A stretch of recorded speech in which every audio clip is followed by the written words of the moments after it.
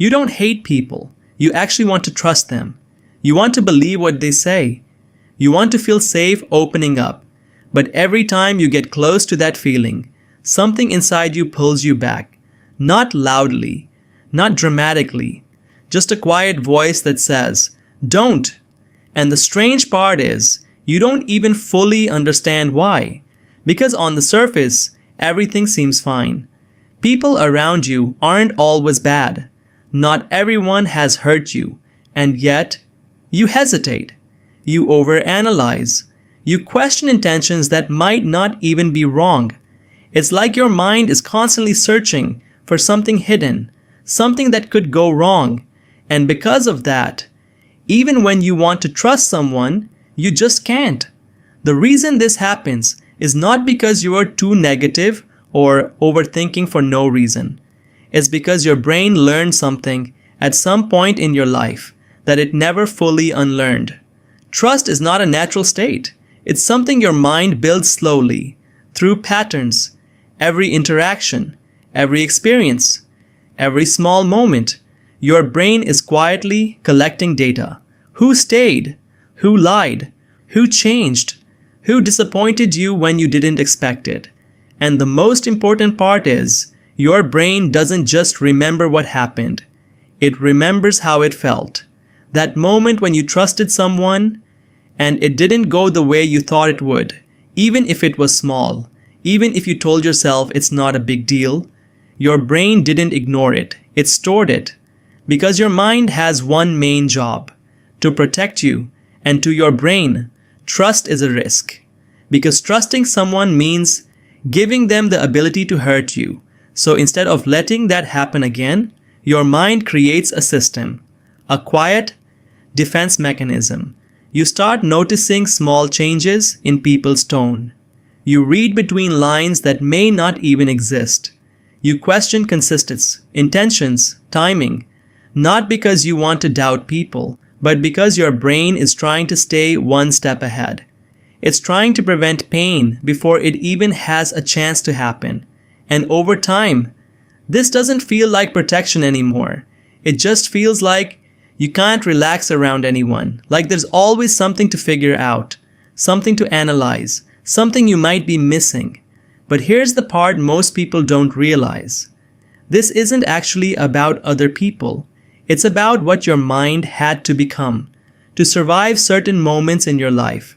Because at some point, you didn't just lose trust in others, you lost the feeling of being safe with others. And once that sense of safety breaks, your brain doesn't just forget and move on. It adapts. It becomes sharper, more alert, more aware of everything that could go wrong. And from the outside, this can look like trust issues.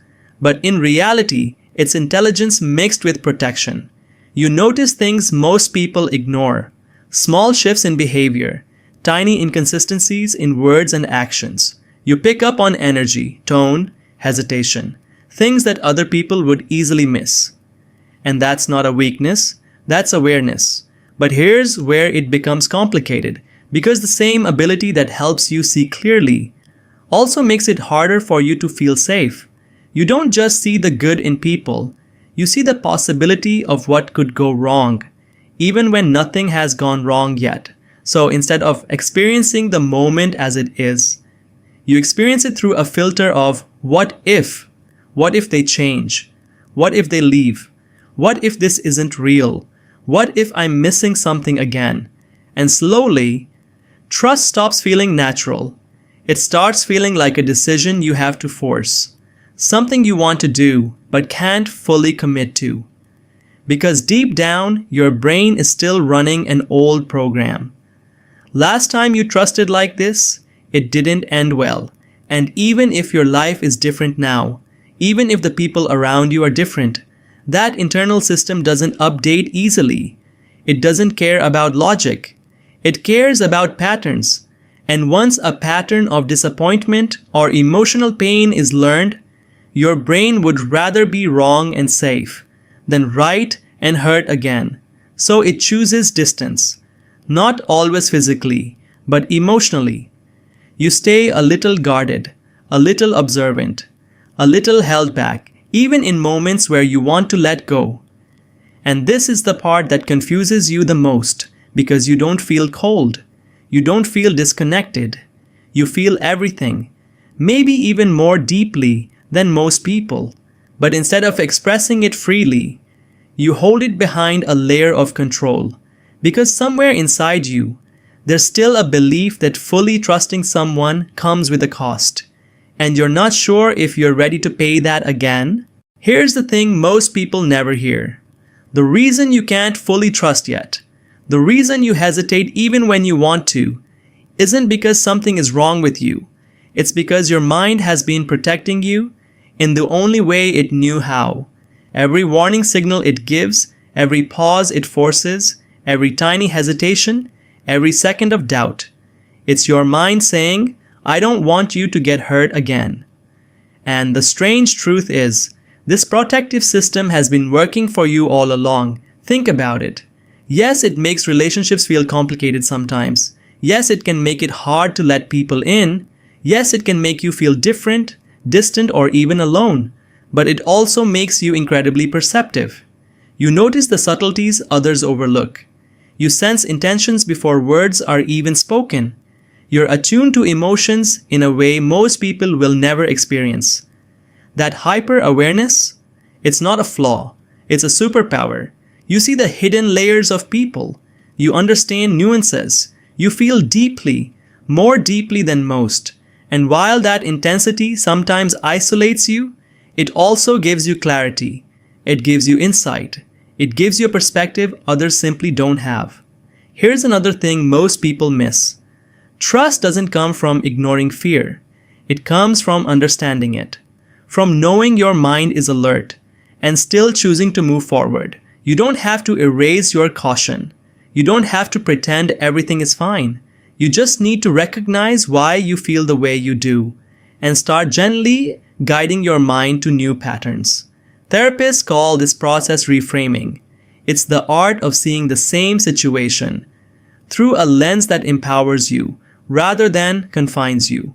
For example, instead of saying, I can't trust anyone, they will hurt me, you could say, my mind is alert and I'm learning how to trust safely. Notice the difference? One keeps you stuck in fear. The other gives you control. And slowly, over time, that internal guard doesn't need to be so tight. It learns that most people aren't threats, that connections can exist without pain, that vulnerability can coexist with self-protection. And this is where the real magic happens. You start to trust yourself first. You trust your instincts. You trust your ability to navigate relationships safely. And when that happens, trusting others becomes easier. Not automatic, not reckless, but real. Because now, you're not just relying on hope or luck. You're relying on understanding. You know your patterns, you know your triggers, you know your mind, and that knowledge is more powerful than fear. So yes, you may still hesitate at times. Yes, you may still feel the old pull of caution. But now, you also feel choice. You feel agency. You feel the ability to open up while still keeping yourself intact. And that, in itself, is freedom. Because freedom isn't ignoring danger. It's recognizing it and still moving forward. And that's exactly what your mind is preparing you for. The journey isn't about eliminating fear. It's about learning to live with it and choosing trust anyway, even when it feels risky, even when it feels uncertain, because the world is full of people worth trusting, and you are finally ready to notice them.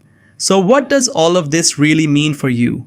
It means your struggle with trust, the hesitation, the doubt, the silent questions, isn't a flaw. It's proof that your mind is powerful, alert, and deeply aware. It means that every time you hold back, every time you pause before opening up, your brain isn't punishing you. It's protecting you. And now that you understand this, you have a choice. You can continue letting fear quietly guide you, or you can start consciously guiding yourself, step by step, moment by moment. It starts with awareness, not judgment, not criticism, Simply noticing your patterns, acknowledging that your mind has been doing its job, and then gently deciding when it's safe to trust. Because trust isn't a switch you flip. It's a skill you develop, a muscle you strengthen. And the incredible thing is, once you begin this practice, you start seeing a change in your relationships. You'll notice that some people are genuinely trustworthy. You'll find moments where your heart can relax. You'll experience connection without the constant inner alarm. And when that happens, something extraordinary occurs. You realize that your mind isn't against you. It's always been on your side. It's just waiting for you to understand it and give it a new direction. So if you've ever felt stuck, if you've ever wished you could trust freely, remember this. Being cautious is not weakness. Being aware is not flaw. Being deliberate is not defect. It is wisdom. And the moment you treat it as such, that's when transformation begins. You start to trust yourself, then the right people, then life in a way that feels safe, balanced, and deeply empowering. So the next time you feel that hesitation creeping in, don't beat yourself up. Pause, breathe, notice, and remind yourself you are capable of trust. You are capable of connection, and you are capable of moving forward. Even when your mind whispers, don't. Because understanding your own mind is the first step toward mastering it. And that, more than anything, is freedom.